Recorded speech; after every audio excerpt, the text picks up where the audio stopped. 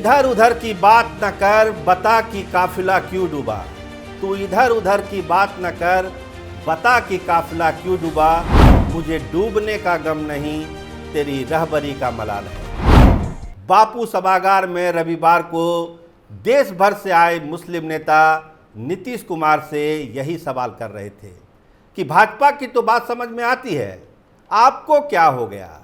आपके 12 सांसद नरेंद्र मोदी सरकार को समर्थन क्यों कर रहे हैं, क्या मतलब है इसका। आपके बलबूते सरकार टिकी हुई है और आप मुसलमान को अपना रहनुमा मानते हैं कि हम मुसलमान के रहनुमा हैं, तो आखिर वक्फ संशोधन बिल आया ही क्यों। 41 पॉइंट पर संशोधन की जो बात कही जा रही है, इसका मतलब क्या है।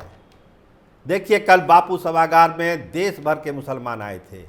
इमारत शरिया का आह्वान था, ऑल इंडिया पर्सनल बोर्ड के तमाम आह्वान पर तमाम नेता आए थे, तमाम समर्थक आए थे। एक ही आवाज़ थी कि वक्फ संशोधन बिल को तत्काल प्रभाव से खारिज किया जाए। कोई मतलब नहीं है इस बिल का, और अगर ये लागू हो जाएगा तो समझिए देश का माहौल खराब हो सकता है। तो आखिर नीतीश कुमार पर इतना गुस्सा क्यों था। बहुत सारे मुस्लिम नेताओं से जो कल बात हुई है, उसका लब्बो लुबाब यही है कि एक तरफ तो नीतीश कुमार कहते हैं कि हम मुसलमानों के हित की रक्षा करते हैं, उनके साथ हैं, उनके सुख दर्द में हम साथ देते हैं, लेकिन जब वक्फ संशोधन बिल आता है तो ललन सिंह पार्लियामेंट में गरजने लगते हैं। आज तक नीतीश कुमार ने वक्फ संशोधन बिल पर खुद कोई सफाई नहीं दी है। उनके मंत्रियों ने कुछ कहा, उनके मुस्लिम विधायकों ने कुछ कहा, लेकिन नीतीश कुमार के तरफ से कोई सफाई अभी तक वक्फ संशोधन बिल को लेकर नहीं आया है। तो ये गुस्सा कल मुसलमानों के बीच था कि आखिर नीतीश कुमार ऐसा कर क्यों रहे हैं। अगर वो कहते हैं कि हम मुसलमानों के हित की बात करते हैं, तो वक्फ संशोधन बिल को लेकर वो अपना स्टैंड क्लियर क्यों नहीं करते हैं। साफ साफ क्यों नहीं अपने 12 सांसदों का समर्थन वापस ले लेते हैं कि ये जब तक खारिज नहीं होगा, वापस नहीं होगा, हमारा समर्थन नहीं होगा। ये कड़ी चेतावनी मोदी सरकार को क्यों नहीं दी जा रही है। गुस्सा प्रशांत किशोर को लेकर भी था कि प्रशांत किशोर ने भी खुलकर अभी वक्फ संशोधन बिल पर कुछ नहीं बोला है। उनको लेकर भी नाराजगी थी, लेकिन ज़्यादा उम्मीद नीतीश कुमार को लेकर मुसलमानों में है कि आप जो है जल्द से जल्द इस पर अपनी राय रखिए, अपनी बात रखिए और इस संशोधन को खारिज कराइए। क्योंकि मसला ही ऐसा है, जो वक्फ की संपत्ति है उस पर कोई बाहरी हस्तक्षेप मुस्लिम बिरादरी नहीं स्वीकार करने वाली है। कल जो संदेशा था, हर एक वक्ता ने यही कहा कि इसको वापस करना ही पड़ेगा, दूसरा कोई रास्ता नहीं है। अगर ये वापस नहीं हुआ तो मुसलमान अपना रास्ता खुद तय करेंगे।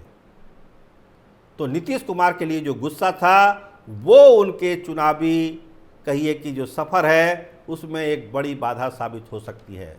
क्योंकि अभी तक जो चुनाव हुए हैं बिहार में हाल के 10-15 सालों में, उसमें मुसलमानों का भी एक बड़ा वोट बैंक नीतीश कुमार के साथ रहा है, और जब लालू प्रसाद के साथ हो जाते हैं तो ये वोट बैंक बढ़ जाता है।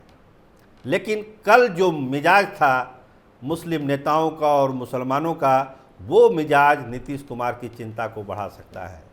वक्फ संशोधन बिल पर अब जल्द से जल्द नीतीश कुमार को खुद अपना स्टैंड क्लियर अपने मुंह से करना ही पड़ेगा कि वो चाहते क्या हैं। वो इसके पक्ष में है या विपक्ष में है, ये उनको तय करना ही पड़ेगा, नहीं तो मुसलमान मानने वाले नहीं हैं। सभी लोग की यही राय बन रही थी कि 12 सांसद हैं, आपके सांसदों के भरोसे ये सरकार चल रही है, तो आप दबाव क्यों नहीं डालते हैं नरेंद्र मोदी पर। भाजपा की बात तो समझ में आ जाती है, लेकिन आपकी बात समझ में नहीं आती है। ललन सिंह दिल्ली में कुछ बोलते हैं, विजय चौधरी पटना में कुछ बोलते हैं, तो किसकी बात को मुसलमान माने। प्रशांत किशोर मुसलमानों को उम्मीद जगाते हैं कि आपको हम भागीदारी देंगे, लेकिन वक्फ संशोधन बिल पर प्रशांत किशोर भी बहुत क्लियर कट नहीं है। इसको लेके भी एक तबका बहुत नाराज था कल बापू सभागार में। तो ये जो नया मोमेंटम बन रहा है वक्फ संशोधन बिल को लेकर, वो कहीं ना कहीं बिहार के चुनावी गणित को बना बिगाड़ सकता है। खासकर जनता दल यूनाइटेड के मद्देनज़र ये बहुत ही महत्वपूर्ण मसला हो चुका है, वक्फ कानून में संशोधन, वक्फ बिल में संशोधन। अब देखिए नीतीश कुमार कल का जो मैसेज है उसके बाद क्या रिएक्शन देते हैं, कुछ बोलते हैं या चुपचाप रह जाते हैं। लेकिन इतना तय है कि जो जेपीसी है, जेपीसी के फैसलों से बहुत ज़्यादा उम्मीद नहीं है मुस्लिम नेताओं को। वो कहते हैं इसी को ज़रूरत ही नहीं है, ये हमारा मसला है, हमको सॉल्व करने दीजिए, अगर कुछ खामियां हैं तो हम खुद उसको ठीक कर लेंगे, इसमें जेपीसी की कोई ज़रूरत ही नहीं है। और जेपीसी क्या करेगा ये हमको मालूम है।